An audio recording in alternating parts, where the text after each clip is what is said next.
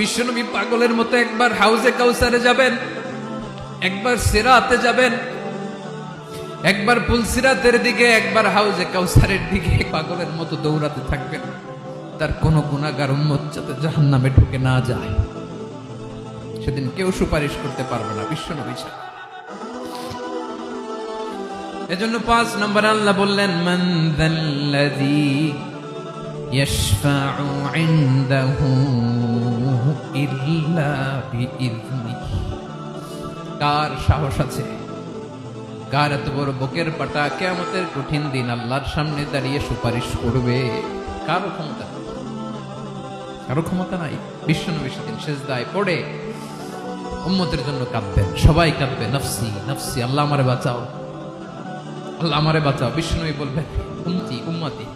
বিশ্বনবী আমার জন্য কাঁদবেন, আপনার জন্য কাঁদবেন।